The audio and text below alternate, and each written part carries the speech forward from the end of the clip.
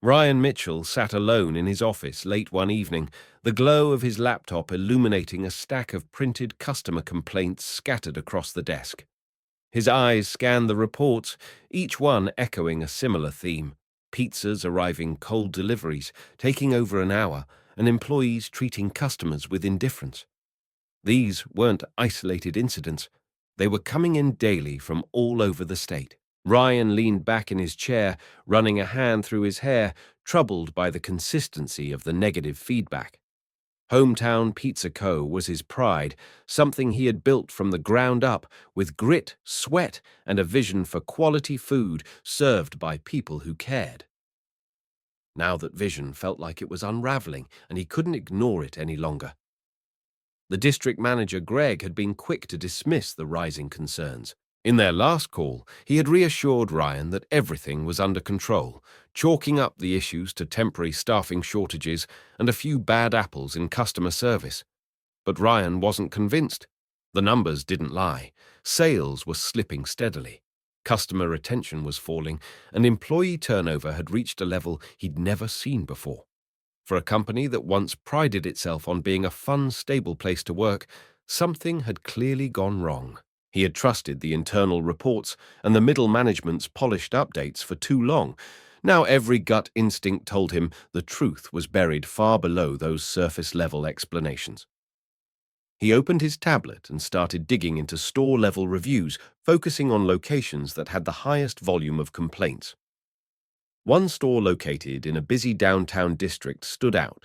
The reviews there painted a grim picture: missing toppings, orders cancelled without notice, rude employees who acted like customers were a burden. Greg had told him the store was improving and that a new manager had things under control, but that was weeks ago, and the complaints had only gotten worse since then.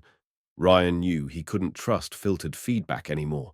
If he wanted to understand what was really going on in his stores, he had to experience it himself anonymously. That night, Ryan made a decision he never thought he'd have to make again.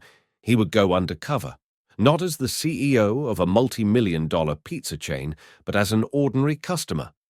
Most of the company's employees, especially the newer hires, had never seen him in person. His name was recognizable, sure, but his face had stayed out of the spotlight. That anonymity was now a tool. He dug through the back of his closet and pulled out an old hoodie, a pair of faded jeans, and a baseball cap he hadn't worn in years. Then he added a cheap pair of reading glasses and trimmed down his neatly styled beard into something more scruffy. When he looked in the mirror, he didn't see the polished executive anymore. He saw a tired guy just ordering dinner after a long day. With the disguise complete, Ryan grabbed his phone and placed an online order for a large pepperoni pizza from the downtown location, the same one with all the complaints he requested delivery to a short-term rental apartment he had set up earlier that week for business travel. The system quoted 30 minutes. He sat back on the couch and watched the clock tick. Time dragged. 30 minutes turned into 40, then 50. When the knock finally came at the 58-minute mark, he opened the door to a young man who looked completely wiped out. The delivery driver was sweating, his uniform was wrinkled, and his eyes carried a weight far heavier than late pizza. Ryan thanked him and took the box, offering a casual rough night as part of his act. The driver nodded with a humorless chuckle, saying he was the only one on shift because the others had either quit or called out sick. That comment hit Ryan like a gut punch. He hadn't even opened the pizza box yet, but he already knew this wasn't just about delivery delays or customer complaints. There was something broken in the system, and this was only the beginning. Ryan closed the door and stared at the pizza box in his hands, his appetite gone, but his resolve sharper than ever. Ryan sat on the couch of his rented apartment, eyes fixed on the clock. He had placed the order nearly an hour ago from Hometown Pizza Co., his downtown branch, the one with the worst reviews in the region. It was supposed to arrive in 30 minutes, but 30 had long passed. At 40 minutes, he began tapping his fingers against his knee. By 50, he stood and paced the living room. This wasn't just a test of delivery times, it was a test of everything he feared had gone wrong under the surface. When the knock finally came at 58 minutes, Ryan opened the door to find a young man standing there, clearly exhausted. His uniform was wrinkled and damp with sweat, his hair clung to his forehead, and yet he forced a smile as he held out the pizza box. "Hey, sorry for the wait," the young man said, his voice heavy. "It's been a rough night." Ryan accepted the box but didn't immediately speak. His plan was to stay quiet, act like a customer, maybe ask a few subtle questions, but something about the driver's tone, the kind of tired you feel in your bones, made him hesitate. "You guys busy tonight?" Ryan asked, keeping his voice casual. The driver let out a dry, hollow laugh. "Yeah. You could say that I'm the only driver on shift. There were supposed to be 3 of us, but one quit this morning and the other called out. So yeah, just me running all over the city tonight." Ryan's expression stayed neutral, but inside, alarm bells were ringing. Only one driver in a district as large and active as downtown. That wasn't just poor planning, it was a system failure. "Just you," he repeated, more to keep the conversation going than from surprise. "Yeah," the driver said with a shrug. "It is what it is.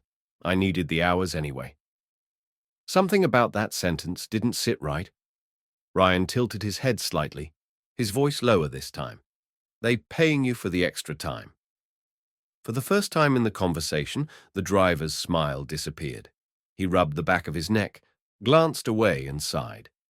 "Technically, yeah, but I don't get overtime," he said. "My manager, he just cuts my hours later in the week, keeps me under the full-time threshold, says it's company policy."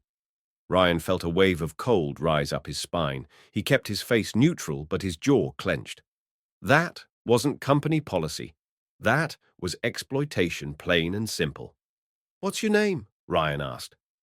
His voice gentler. "Alex," the driver replied. "Alex Turner." Ryan nodded slowly, filing the name away. "You been there long?" Alex shifted his weight, looking tired down to his soul. "Almost a year," he said. "I liked it at first. The crew was cool, but lately, man, it's just a grind. My hours got all messed up and I can't really speak up without losing shifts." There was a forced chuckle, the kind you use to cover frustration or sadness, and then Alex said, "Anyway, hope the pizza's good. Sorry again for the wait." He turned to leave, but Ryan stood frozen in the doorway, the box growing colder in his hands. He hadn't expected this. He thought he'd find a lazy staff, maybe an inattentive manager, some misplaced ingredients, but what he found was far more disturbing. Here was a kid no older than 20, maybe 21, working himself to the bone, being manipulated to keep wages low and quietly suffering through it all. Ryan's chest tightened as he closed the door behind him. He didn't open the box. He didn't sit down. Instead, he walked straight to the kitchen counter, set the pizza down, and pulled out his phone. He wasn't just curious anymore. He was angry. Angry that something like this could happen under his own company's name. He pulled up the store's recent online reviews again, scanning for anything he might have missed. The picture grew clearer. Cold orders, missing items, long delivery times, rude service. Then one review caught his eye. It described a manager yelling at an employee in front of customers, public humiliation over a small mistake. Ryan's stomach twisted. This wasn't an isolated problem, it was systemic, and Alex's story was the first crack in a dam that had been holding back truth for far too long. The next morning, Ryan Mitchell left his apartment earlier than usual, ditching the full disguise, but still dressed far from his usual CEO image. He wore an old t-shirt, jeans, and a baseball cap pulled low to shade his face. He wanted to blend in, observe, without drawing attention. As he approached the Hometown Pizza Co., downtown location, the same one from the night before, a mix of frustration and determination pulsed in his chest. The store looked smaller than he remembered. It had been well over a year since he'd last stepped foot inside, and now it looked more like a place running on autopilot than one filled with purpose and pride. He pushed open the glass door and stepped into the smell of warm dough and tomato sauce, mingled with something heavier exhaustion. At the front counter, a teenage girl barely glanced up from the register. Her expression was blank, lips pursed, eyes heavy. She looked like she'd been running on fumes for days. Ryan walked up and ordered a slice of cheese pizza and a soda, paying in cash and tossing out a soft, busy morning. She shook her head. Not really, lunch rush hasn't started yet. Her flat tone said more than the words did. Ryan took his tray and sat at a corner booth where he could see the prep area and kitchen clearly. From that vantage point, he watched the staff move back and forth. No smiles, no energy, just tired bodies doing the bare minimum to keep things moving.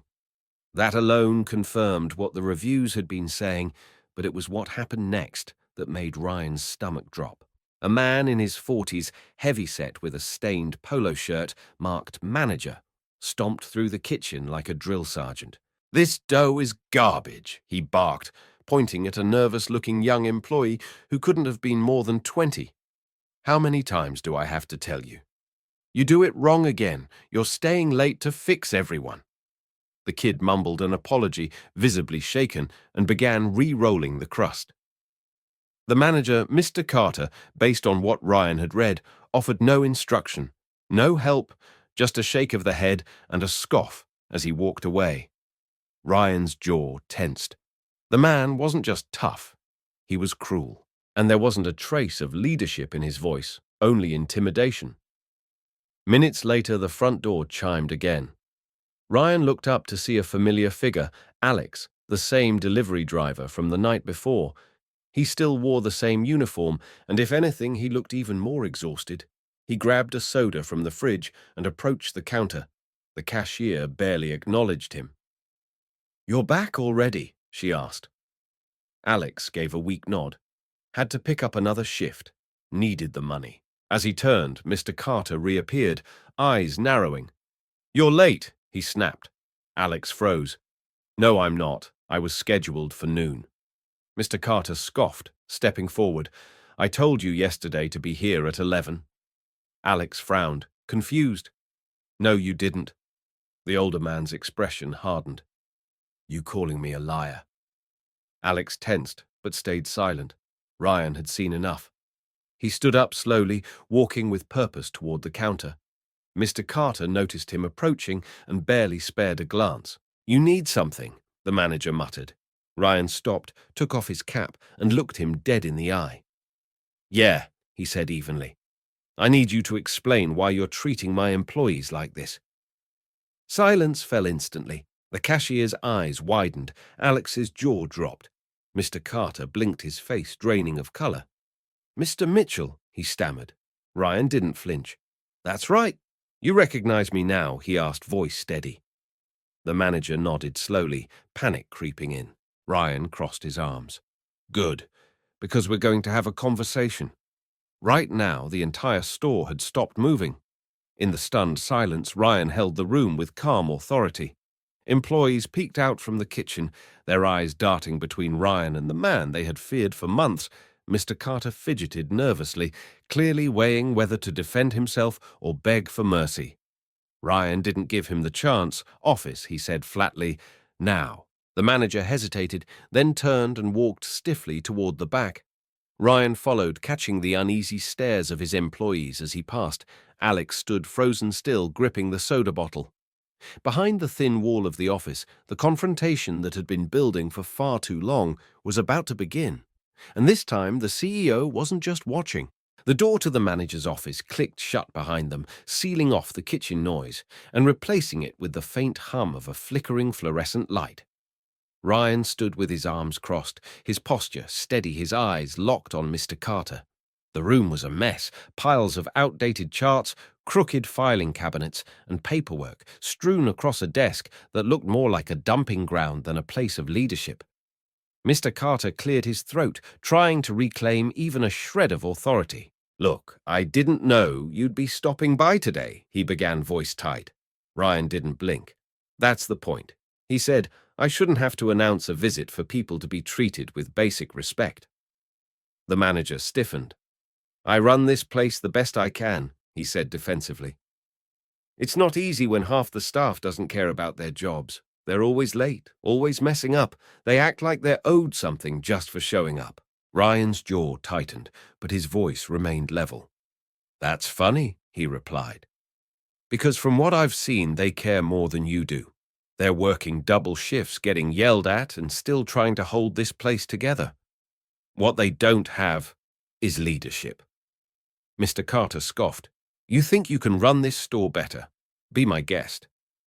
Ryan leaned in slightly. That's not just a guess, that's a decision. Then clearly, and without hesitation, he added, You're done here. Effective immediately. Gather your things. There was a long, stunned silence. The air in the cramped office seemed to thicken with disbelief. You're firing me, the manager asked, incredulous. You can't just walk in here and expect to fix everything overnight. Ryan didn't flinch. I don't expect perfection overnight. But I know one thing for certain, this place can't get better with you standing in the way. Mr. Carter's frustration flared. He scoffed, muttered under his breath, then shoved past Ryan and stormed out of the office, the door slamming hard against the frame behind him. Ryan waited a moment before stepping back into the main restaurant. The employees had gathered near the front counter, whispering nervously. When they saw him, the whispers stopped. Ryan looked around the room, pausing to meet each face. Some showed shock, others showed relief. A few looked skeptical. I'll make this quick, he said, raising his voice just enough to command the room. The manager, who just walked out, he's no longer with the company, and starting today, this store changes. He took a breath, choosing each word carefully. No more cutting hours to dodge overtime. No more disrespect. No more understaffed shifts that burn you out. The cashier, barely older than high school, glanced around, unsure if she was even allowed to respond. So, he's really gone, she asked. Ryan nodded. Yes, and what replaces him won't be more of the same. The tension in the room eased just slightly. Employees exchanged cautious glances, not yet sure what to believe. I'm not just saying this, Ryan continued. I'm staying. The rest of the day, I'm going to be here working alongside you, seeing exactly what's broken and what needs to change. And I want to hear from all of you, not just complaints, but ideas, solutions. I built this company with people who cared, and I lost sight of that somewhere along the way. But that changes now. For a moment, no one spoke. Then Alex, still holding the same soda bottle, stepped forward slightly. You're working the floor, he asked, cautious but curious. Ryan nodded. Starting now, he rolled up his sleeves and stepped behind the counter, walking past the prep station and into the heart of the store. Employees watched with disbelief. The CEO, the guy from the newsletters, the one whose signature was printed at the bottom of the employee welcome packet, was about to fold boxes and take orders. It didn't feel real yet, but for the first time in months, maybe years, the people working at Hometown Pizza Co. saw something they hadn't seen in a long time, someone who actually gave a damn. Change wasn't coming from a memo. It was walking right into the kitchen, and it was already getting to work. Ryan didn't waste any time once he stepped behind the counter. He washed his hands, asked for an apron, and positioned himself near the prep station where the dough was rolled. A few employees exchanged hesitant glances, some unsure whether to offer instructions, others unsure if this was even real. But Ryan made the first move. All right, he said with a calm smile. Show me how you make one of these from scratch. The shift supervisor blinked, then nodded slowly, passing him a ball of dough and explaining the process. Ryan watched, listened, and mimicked each step, flattening the dough, adding sauce, layering toppings, and sliding the pie into the oven. His first attempt wasn't perfect, but it was honest, and it wasn't long before the staff started warming up, offering tips and even laughing when he clumsily tossed the dough into the air and nearly dropped it on the floor. Alex, still shaking off the fatigue from his double shift the night before, had stepped up to help him too. You ever made pizza before? He asked, eyebrow raised. Ryan smiled. Not unless you count the frozen kind in college.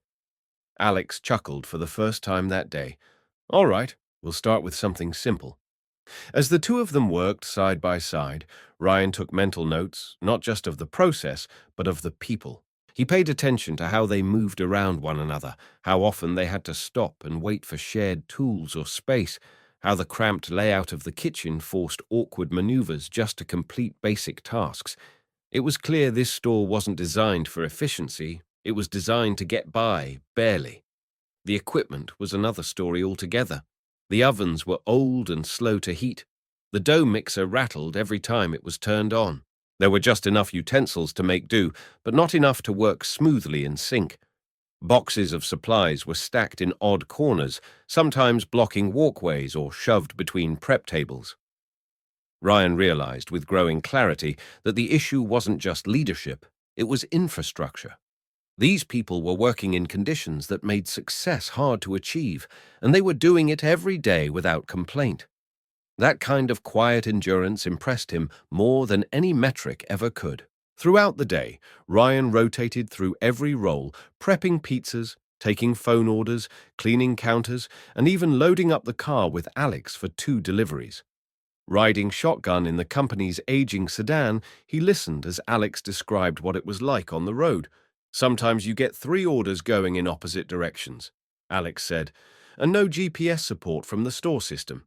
It's just me and my phone, and hope the addresses are right." Ryan jotted that down mentally. On their second delivery, they pulled up to a downtown office building. Alex greeted the customer with polite professionalism, handed off the pizza, and returned with a tired sigh.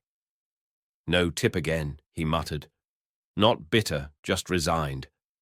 By the time they returned to the restaurant, Ryan's shirt was stained with flour and sauce.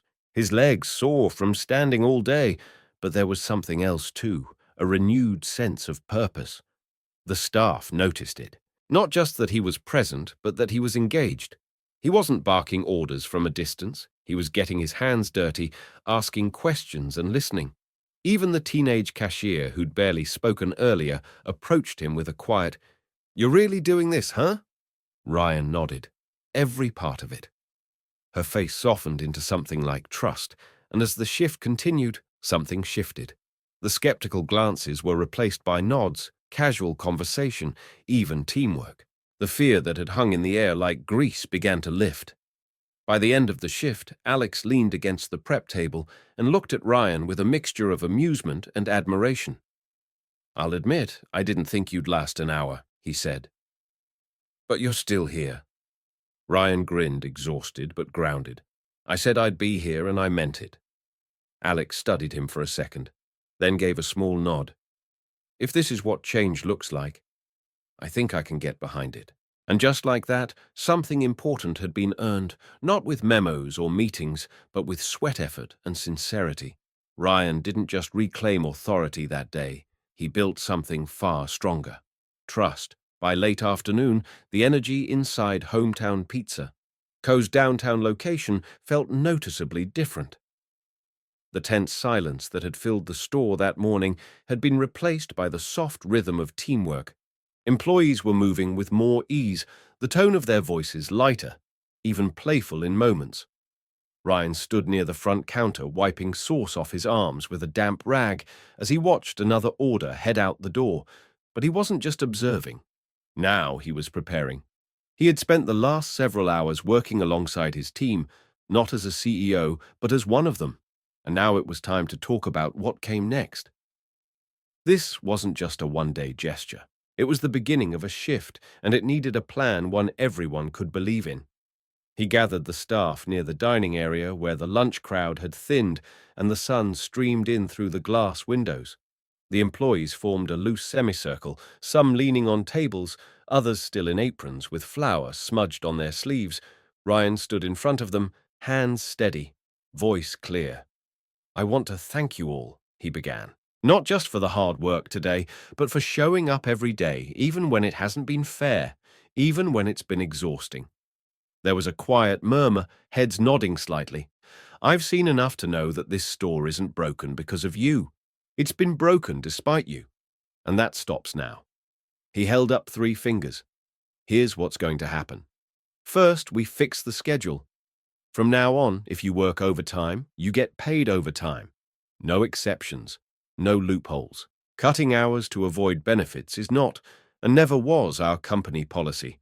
Any manager doing that is not following our values, and I'll be personally reviewing timesheets to make sure that policy is enforced. A few employees looked at each other, surprise on their faces. Some had long suspected they were being shortchanged, but now it was being addressed openly, and not by HR, not by some nameless corporate memo, but by the CEO himself. Second, Ryan continued, we're hiring. You should not be running deliveries alone.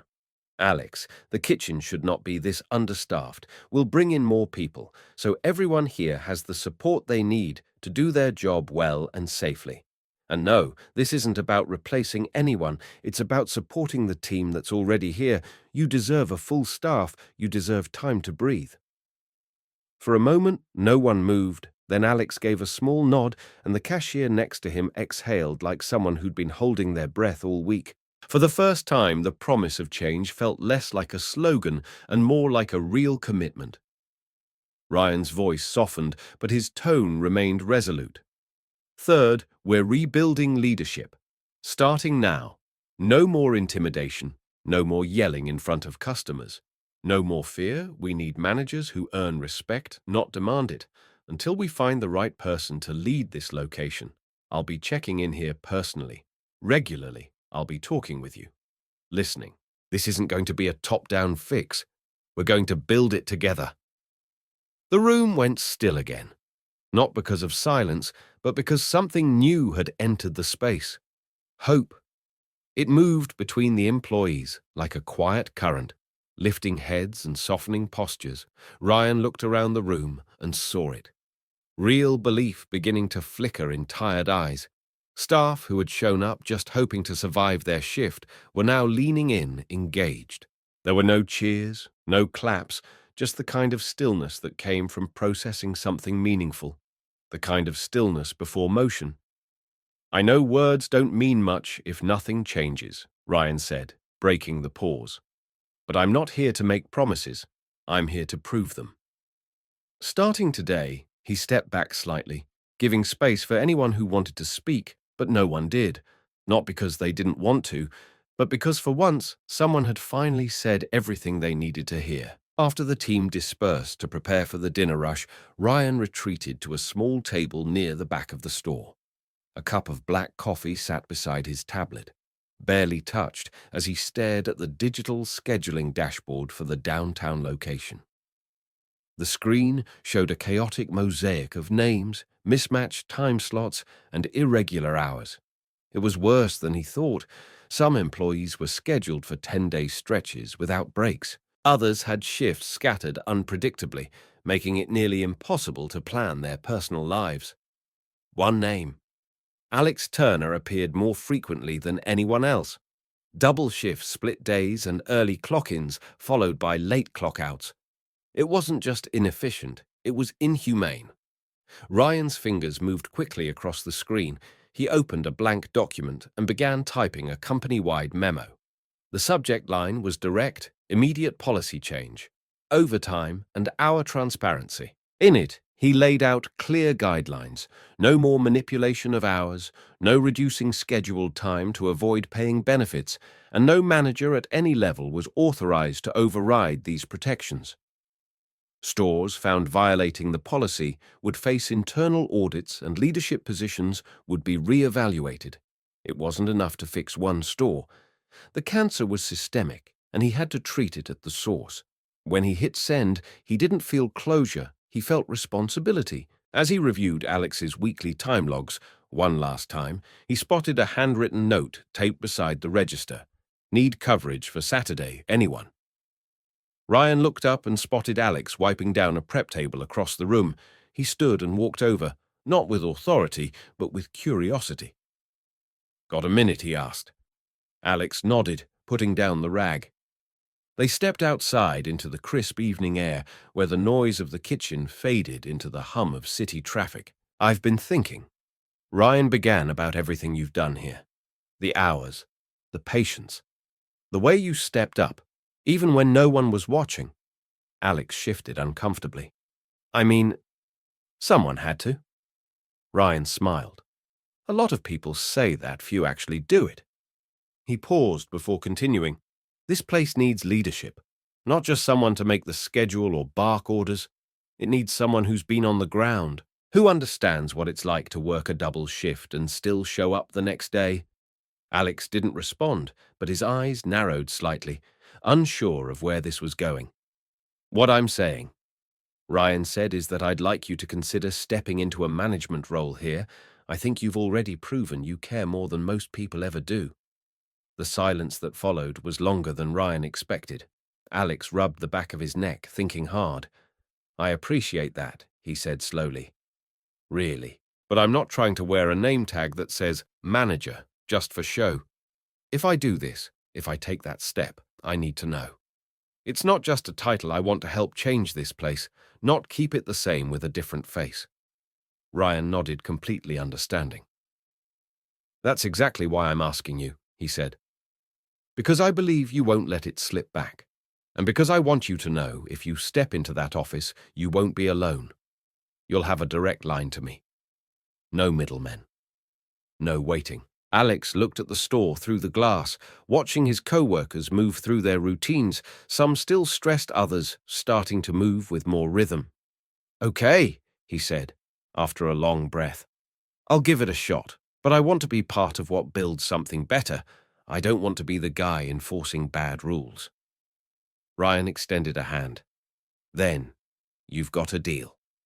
Alex shook it firmly this time, with more certainty than hesitation. As they walked back inside, the door chimed softly behind them. Neither said much, but both knew the moment had changed, more than just a job description. It had marked the beginning of something bigger. The first few days after Alex stepped into the manager role were cautious, quiet, and filled with observation. He didn't arrive barking orders or rearranging everything. Instead, he listened. He shadowed the prep crew, helped with deliveries, and sat down with every staff member, asking what needed to change and what they felt was working. Slowly but steadily, he began making adjustments, small ones at first. He posted schedules earlier in the week, gave employees predictable shifts, and ensured no one was working back-to-back doubles without recovery time.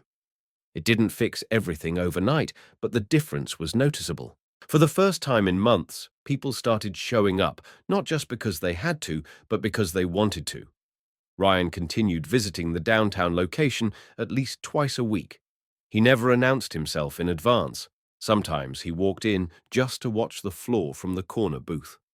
Other times he rolled up his sleeves and pitched in when things got busy.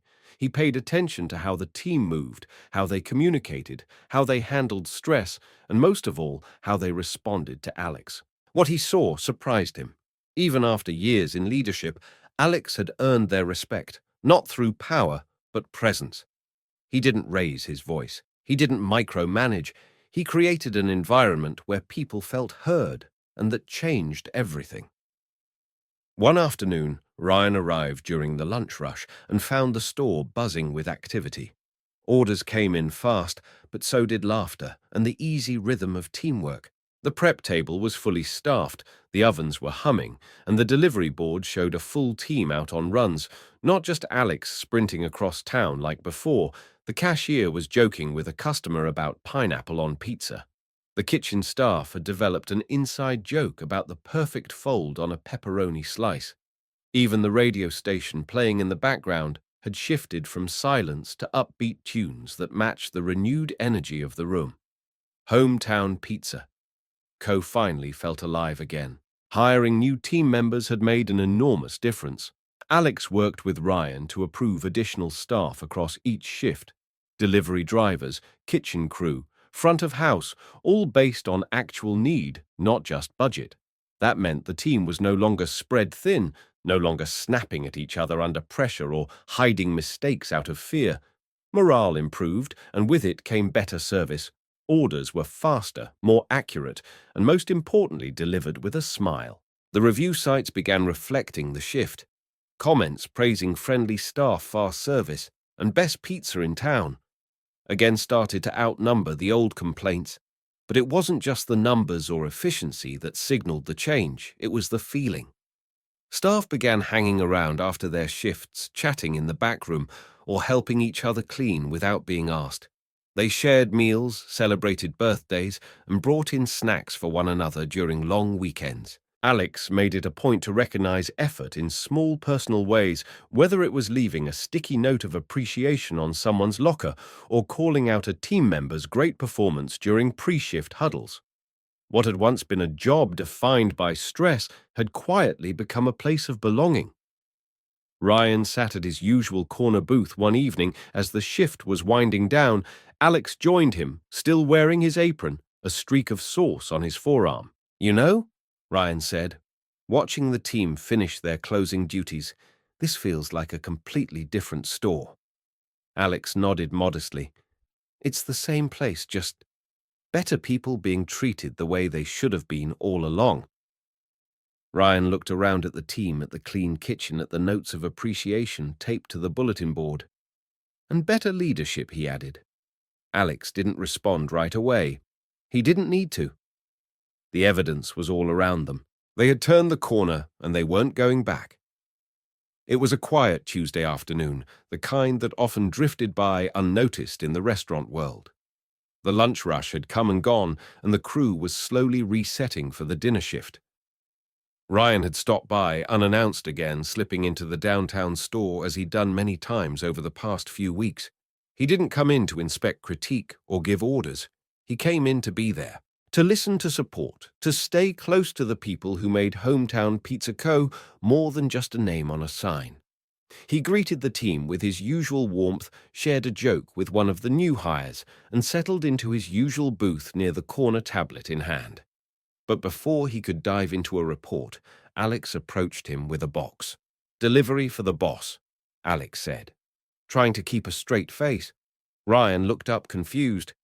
"I didn't order anything," he said. "Sure you didn't," Alex replied with a grin.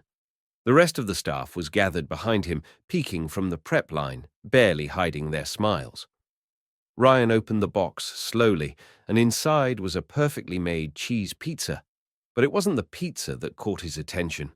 It was the folded note resting on top, a handwritten message on plain white paper, written in multiple inks and different handwriting styles. "Thanks for listening." Ryan stared at it, unmoving. The room went quiet, as if the air itself paused with him. He ran his fingers over the note, feeling the grooves of the pen, strokes the weight behind every word. It wasn't long or poetic, but it didn't have to be. Those 3 words carried everything. Months of frustration, years of being unheard, and now a simple acknowledgement that someone finally cared enough to act. Ryan looked up, scanning the faces of the people who had made this small gesture feel monumental. They weren't just employees, they were builders. He wasn't just running a store, he was rebuilding a foundation, one that had cracked under neglect, and now, piece by piece, was being mended through shared effort and respect. Something shifted inside him in that moment. He thought back to where it all began years ago, with a dream of a neighborhood pizza joint where people could laugh, work hard, and feel like they mattered.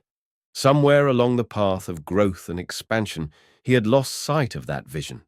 Not intentionally, but gradually. The numbers, the deadlines, the endless meetings, they had pulled him away from the heart of the company, the people. And now here he was, sitting in a booth with flour on his sleeve, a handwritten note in his hand, and a realization heavy in his chest. He hadn't just returned to his company. He had returned to his purpose. He stood slowly and walked to the center of the store, holding up the note. "You have no idea how much this means to me," he said, voice soft but clear. "I didn't know I needed this, but I did." A few staff members smiled, one clapped quietly. Alex leaned on the counter, arms crossed, a quiet pride in his eyes. Ryan continued, "I've spent years thinking I was leading by making decisions from the top. But leadership isn't just about direction. It's about connection, about showing up, listening, trusting." He paused, letting the silence carry the weight of his words. "This isn't just a company anymore, it's a community, and I promise to protect that." As the day went on, Ryan didn't retreat to his office. He stayed. He folded boxes, answered phones, and laughed with the team. But something inside had changed, not just in him, but in everyone.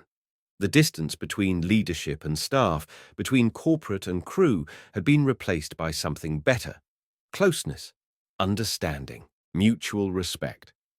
And in that closeness, a new kind of growth began, one rooted not in profit margins or expansion charts, but in gratitude, shared purpose, and the quiet power of doing the right thing.